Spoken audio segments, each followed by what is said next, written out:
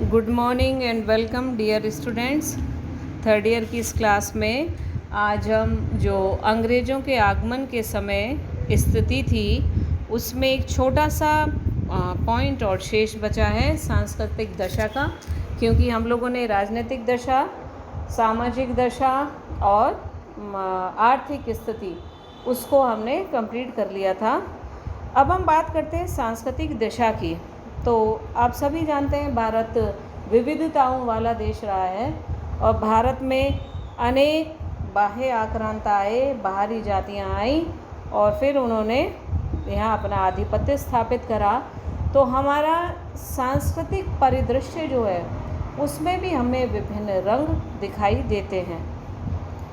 जिस समय अंग्रेज भारत में आए तो भारत के हिंदू समाज की जो सांस्कृतिक दशा थी, सांस्कृतिक स्थिति जो थी, उसमें काफ़ी बदलाव आ चुके थे। यदि हम सीधे शब्दों में कहें तो यहाँ की जो सांस्कृतिक दशा है वो काफ़ी बिगड़ चुकी थी।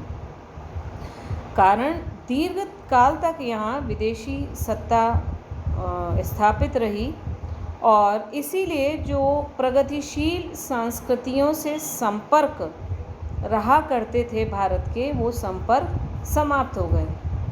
ज्ञान विज्ञान की प्रगति अवरुद्ध हो गई और भारतीयों के जो नैतिक आचरण था, भारतीयों का नैतिक दृष्टिकोण था, उस पर भी इन परिस्थितियों ने विपरीत प्रभाव डाला। अब किस रूप में? जैसे आप सभी जानते हैं, नैतिकता की दृष्टि से भारतीय बड़े श्रेष्ठ थे। भारतीयों में अब बेईमानी, भ्रष्टाचार और व्यभिचार का बोलबाला था। इसी संदर्भ में जो ये भारतीयों के नैतिकता में, उनके चरित्र में जो परिवर्तन आए, उसी संदर्भ में कलकत्ता के एक बिशप हुए, बिशप जो ईसाई धर्म के विद्वान हुआ करते थे। जैसे पादरी हैं ऐसे bishop, cardinals and pope, head of the Christianity.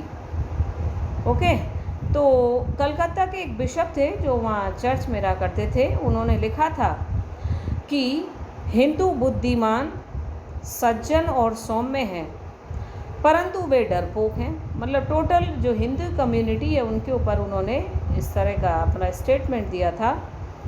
उसने उन दुर्गुणों की ओर, उसने मतलब बिशप ने उन दुर्गुणों की ओर स्पष्ट संकेत किया है जो समाज में व्याप्त अराजकता और अस्त व्यस्तता से, दासता से और धर्म की अनैतिक, भ्रांतिपूर्ण और गलत प्रणालियों से उत्पन्न होते हैं। निसंदेह भारतीयों का नैतिक चरित्र और सांस्कृतिक जीवन निम्न स्तर का हो गया था। सुरापान और जुआ, इस तरह की जो व्यभिचार हैं उसमें भारतीय लोग लिप्त रहने लगे थे। इवन आप देखिएगा धार्मिक आयोजनों में भी नृत्यांगना आकर्षण का प्रमुख केंद्र होती थी। तो ये भारतीयों का नैतिक पतन जो है वो दिन पर दिन होता जा रहा था। यूरोपीय और भारतीयों में परस्पर मेल मिलाप नहीं था, क्योंकि यूरोपीय अपने आप को श्रेष्ठ समझते थे। अंग्रेज़ों ने अपने आप को श्रेष्ठ सिद्ध किया और जब भारत में उन्होंने शासन स्थापित किया था, उन्होंने वो कहा भी करते थे कि ईश्वर ने भारत का साम्राज्य उन्हें सौंपा है क्योंकि वो श्रेष्ठ हैं, उनकी जाति श्रेष्ठ है। तो यूरोपियनों और भारतीयों में परस्पर कोई मेल मिलाप नहीं था। इसी वजह से अंग्रेज़ों की जाति में अहम कूट कर भरा था और वो अपने आप को अन्यों से हमेशा पृथक नीति अपना करके रखते थे, पृथक रखते थे। लेकिन भारतीय जो थे वो अंग्रेज़ों से काफ़ी आकर्षित हो गए। आज भी आप सभी जानते हैं कि पाश्चात्य संस्कृति जो है वो लोगों को बड़ा आकर्षित कर रही है। हम अपने कॉलेज में भी ये आकर्षण की बातें जो है पाश्चात्य संस्कृति की ओर, वो हमें विभिन्न अवसरों पर जब हमारे कोई फंक्शंस होते हैं तो हम देखते हैं। और पूरे ऑल ओवर इंडिया में हम देखें तो आज भी पाश्चात्यकरण की ओर जो आकर्षण है उसमें काफ़ी वृद्धि होती जा रही है। तो भारतीय उस समय जब अंग्रेज यहाँ आए, अंग्रेज़ों से उनका थोड़ा बहुत जो संपर्क हुआ, उनके खान पान, रहन सहन, इन सब सी चीज़ों से वो काफ़ी अधिक भारतीय जो थे वो आकर्षित हुए, प्रभावित हुए। विशेषकर जो भारतीय धन संपन्न थे, मतलब जिनके पास पैसे का अभाव नहीं था, उन्होंने काफ़ी हद तक अपने आप को उसी तरह से डालने का प्रयास करने लगे। वो इवन आप देखिए कि उन्हीं तरह के बढ़िया बढ़िया बंगले बनाना, रहने के लिए निवास स्थान, उसमें भी परिवर्तन। अंग्रेज़ लोग जो हैं वो अंग्रेजी समाज में, मतलब पाश्चात्य समाज में यदि हम देखें, जाति प्रथा नहीं है। तो ये जो उच्च वर्ग के लोग थे, धनी संपन्न सवर्ण, जहाँ जो पहले इन छूतों को, शूद्रों को बड़ा हे दृष्टि से देखा करते थे, उनकी उपेक्षा किया करते थे, अब उनके अंदर इस चीज़ को लेकर के वो बातें इतनी महत्व नहीं रखती थी और उपेक्षा का भाव बढ़ने लगा था उनके प्रति। जैसे, मतलब ऐसे नहीं जैसे अंग्रेज़ों के आप देखिएगा, आपको पता हो, आप अंग्रेज़ जो थे उनके जो बंगले हुआ करते थे, उनके बाहर उनके सफाई कर्मचारियों के लिए अलग आउट हाउस बने होते थे, उनके कपड़े धोने वालों के लिए अलग आउट हाउस बने होते थे, और उनके घर में वो साफ़ सफाई करते थे, कोई छुआछूत का वो नहीं था। लेकिन वैसे एक श्रेष्ठता के आधार पर अंग्रेज उनके साथ उपेक्षा का व्यवहार करते थे। गरीबी के आधार पर समझ लीजिए, गोरे काले के आधार पर समझ लीजिए। तो अब भारतीय जो थे, जो संपन्न वर्ग था, वो छुआछूत को महत्व नहीं दे रहे थे, लेकिन वो किसको महत्व दे रहे थे? अमीरी गरीबी के आधार पर, एंड जो रंग भेद की नीति आप इसको कह सकते हैं, उस बेसिस पर, इस स्टैंडर्ड के बेस पर वो उपेक्षा का भाव जो था वो उनके प्रति बढ़ता जा रहा था। जैसे मान लीजिए, बहुत सिंपल सा एक उदाहरण देते हैं। सपोज़ मानिए कि एक ब्राह्मण बड़ा अमीर है, समृद्ध है, और उसी के संपर्क में रहने वाला कोई पूर्व में उसके संपर्क में रहने वाला कोई ब्राह्मण गरीब है, तो अब वो उसको उस तरह अंग्रेज़ों की तरह आंकेगा कि ये गरीब है, इसके वस्त्र बड़े जीर्ण शीर्ण अवस्था में हैं, तो इस दृष्टि से वो उससे मुंह मोड़ेगा। इवन घर परिवार, रिश्तेदार, सगे संबंधी जो हैं, उनके प्रति भी वो उपेक्षा का भाव रखेगा। और ये धनी समृद्ध लोग जो थे, अपने बच्चों को अब भारतीय शिक्षा के स्थान पर अंग्रेजी शिक्षा देने में विश्वास करने लगे, अंग्रेजी स्कूलों में उनको पढ़ाने लगे, ताकि उनकी ये जो पीढ़ी है वो उसी तरह के माहौल में पले और बड़े हो। तो इस तरह से ये परिवर्तन जो था अंग्रेज़ों के संपर्क में आने से, वो भारतीयों में देखने को मिलता है। अब इसके बाद हम बात करते हैं शिक्षा के विकास की। तो देखो, हमारे मुस्लिम शासन 1206 से लेके 1857 तक का जो समय है, वो पूरा मुस्लिम पीरियड है। पहले सल्तनत काल, देन मुग़ल काल। तो 1206 से हम काउंट करें, 1206 और 1806 हटा देते हैं, तो 1200 से 1800 600 साल ही हो गए, और 57 और 6 63, यानी लगभग 663 साल मुस्लिम सत्ता रही है। और उसमें जो हमारी फिर शिक्षा का स्तर जो था, जो अभी तक हमारे वैदिक संस्कृति के हिसाब से शिक्षा की व्यवस्थाएं की गई थी, अब उसमें काफ़ी बदलाव आ गया था जब यहाँ मुस्लिम सत्ता स्थापित हुई। तो मुग़ल काल के अंत तक हम देखते हैं कि शिक्षा प्रदान करने की दो महत्वपूर्ण संस्थाएं मानी जाती थी। इसको आप नोट करिएगा। मुग़ल सत्ता के अंत तक, मुग़ल काल के अंत तक शिक्षा प्रदान करने की दो महत्वपूर्ण संस्थाएं थीं, डैश ला के आप करेंगे, मकतब और मदरसा। मकतब जो है वो प्राथमिक शिक्षा प्रदान करती थी, और मदरसों में उच्च शिक्षा प्रदान की जाती थी। यानी मकतब जो थे वो प्राइमरी स्टैंडर्ड थे, और मदरसे जो थे वो हायर एजुकेशन के लिए बने थे। तो मकतब की शिक्षा जब समाप्त हो जाती थी, जैसे प्राइमरी स्टैंडर्ड की एजुकेशन पूरी हो जाती, उसके बाद मदरसों में एडमिशन कराया जाता था। और यदि हम संख्या की दृष्टि से देखें तो मकतब जो थे उनकी अपेक्षा मदरसों की संख्या कम थी, यानी हायर एजुकेशन के लिए मदरसों की संख्या कम थी और मकतब फिर भी संख्या में अधिक थे। मदरसे क्योंकि हायर एजुकेशन का सेंटर थे, इसलिए बड़े बड़े नगरों में बने होते थे और प्राय विदेशी मुसलमान इसमें विद्वान के रूप में नियुक्त किए जाते थे और ये नियुक्तियां मुग़ल राज्य की ओर से ही की जाती थी, यानी सरकार के अधिकार क्षेत्र में थी। अब ये जो मदरसों का पाठ्यक्रम है, 2 भागों में विभाजित था, धार्मिक और लौकिक। इस्लामिक शिक्षा दी जाती थी और लौकिक पाठ्यक्रम में अरबी, फ़ारसी, व्याकरण, गणित, साहित्य, इतिहास, भूगोल, यूनानी चिकित्सा, ज्योतिष, इन सबको लौकिक पाठ्यक्रम के अंतर्गत रखा गया था। कुछ विद्यालयों में वास्तुकला और शिल्पकला को भी महत्वपूर्ण रूप से पाठ्यक्रम में शामिल किया गया था, यानी उनकी भी शिक्षा दी जाती थी। और जो अध्ययन अध्यापन का माध्यम था वो फ़ारसी भाषा थी। आपको याद भी होगा मुग़ल काल और इनमें फ़ारसी भाषा ही राजकीय भाषा थी, यानी सारा राजकीय काम फ़ारसी भाषा में हुआ करता था। ये बात थी मुस्लिम एजुकेशन की। ना हिंदू एजुकेशन, तो जो हिंदू शिक्षा के प्रमुख केंद्र थे उनमें प्रमुख रूप से बनारस, नदिया, तक्षशिला, मथुरा, प्रयाग, हरिद्वार, उज्जैन एंड अयोध्या, ये हिंदू शिक्षा के प्रमुख केंद्र हुआ करते थे।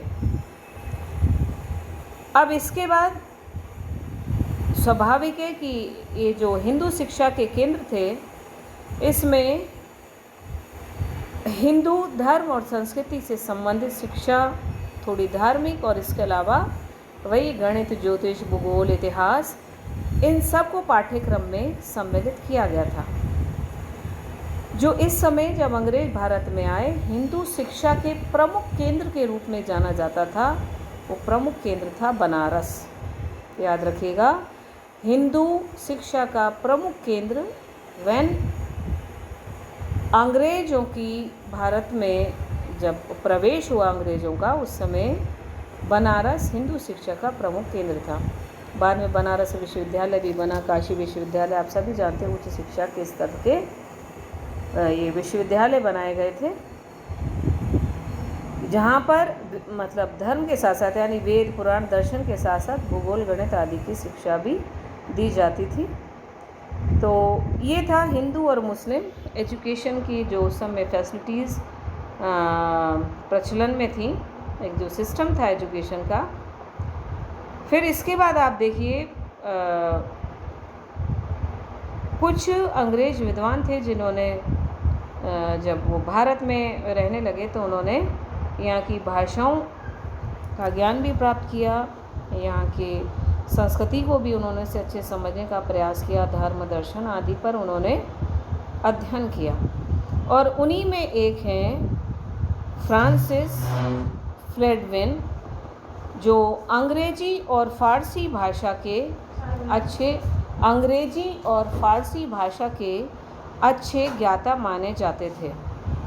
उन्होंने कलकत्ता गजट का संपादन किया था।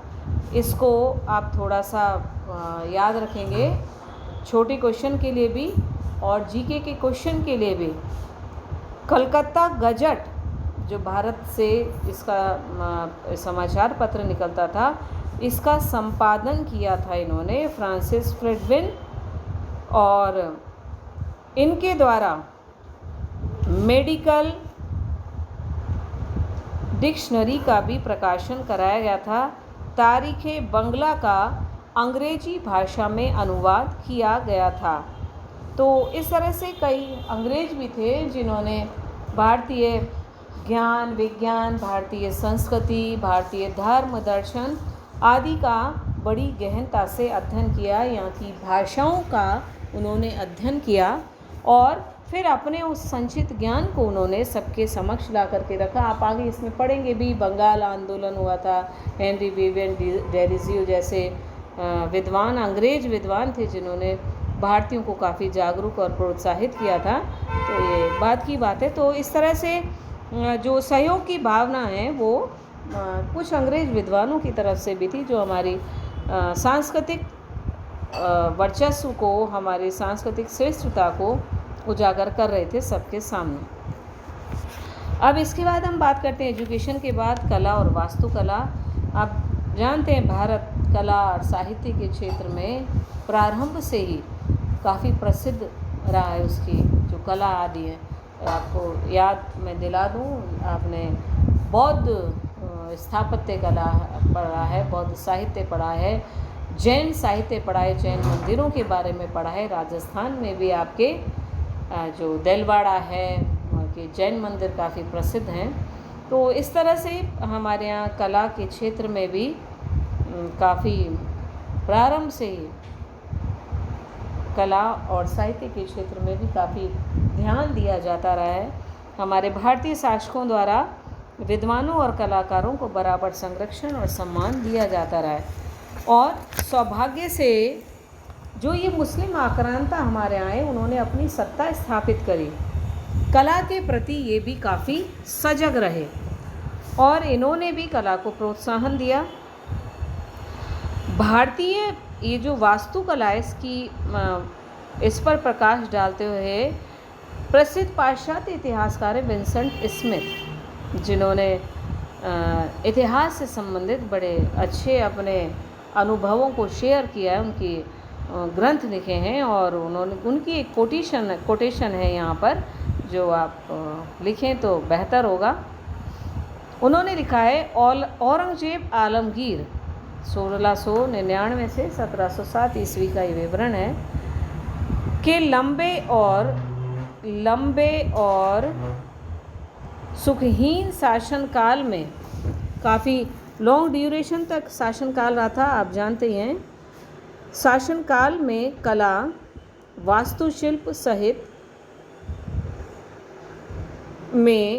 वास्तुशिल्प में तेजी से ह्रास हुआ, यानी पतन हुआ। आपको याद है क्यों हुआ? आप देखो, जहांगीर के काल में चित्रकला के क्षेत्र में विशेष प्रगति हुई, शाहजहाँ के काल में स्थापत्य कला के क्षेत्र में विशेष प्रगति हुई। इसके अलावा अकबर ने कला, साहित्य सबको महत्वपूर्ण स्थान दिया, प्रोत्साहन दिया और इन मुग़ल काल के बादशाहों द्वारा साहित्यकारों, कलाकारों, विद्वानों का आदर किया गया और उन्हें अपने दरबार में उन्होंने पूर्ण संरक्षण प्रदान किया। लेकिन दुर्भाग्य से औरंगजेब, क्योंकि कट्टर सुन्नी मुसलमान था और स्पेशली स्थापत्य कला के क्षेत्र में तो खैर उसके भी उदाहरण मिलते हैं, अपनी पत्नी रबिया उद्दौरानी, आपको याद है सेकेंड ईयर में पढ़ के आ रहे हैं, अपनी पत्नी रबिया उद्दौरानी का मकबरा उसने बनाया हुआ है औरंगाबाद में, जब वो 26 साल दक्षिण में अपने व्यतीत कर रहा था मराठों के विरुद्ध और बहमनी राज्य के विरुद्ध।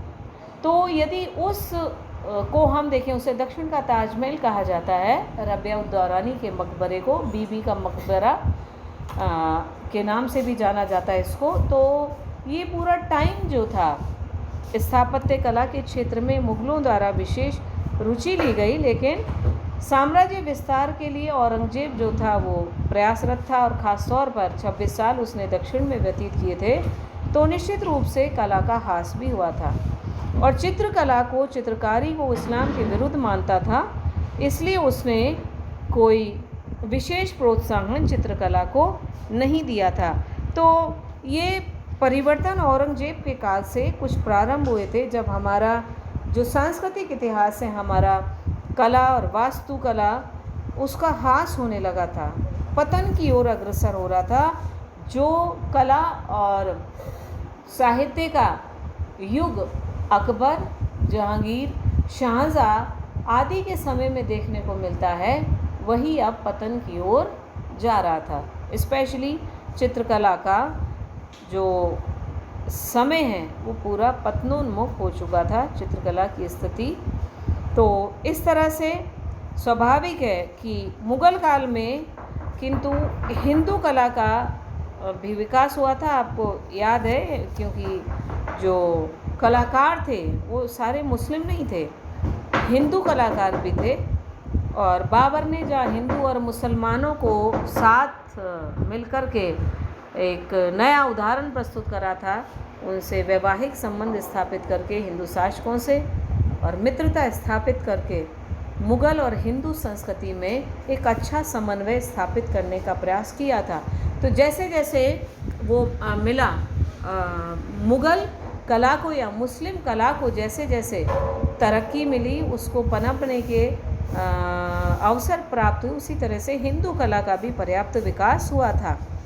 और कई ऐसे उदाहरण, आप ताजमहल है और अकबर के द्वारा बनाया हुआ जो आपका आगरा फतेहपुर सीकरी आप पूरा देख सकते हैं, तो उसमें भारतीय और मुस्लिम कला के सुंदर उदाहरण देखने को मिल सकते हैं। आपने राजस्थान की चित्रकला पढ़ा है, तो राजस्थान में जो चित्र बनाए गए, जब आप टॉपिक पढ़ा होगा, मैं आपको फिर से याद दिला रही हूँ, जो राजस्थान की हिस्ट्री है, उस राजस्थान की हिस्ट्री में यदि आपको याद होगा कि हमने जो चेंजेस देखे थे इन ड्राइंग एंड पेंटिंग, तो उन चेंजेस में हमने एक कॉज दिया था, एंड दैट वाज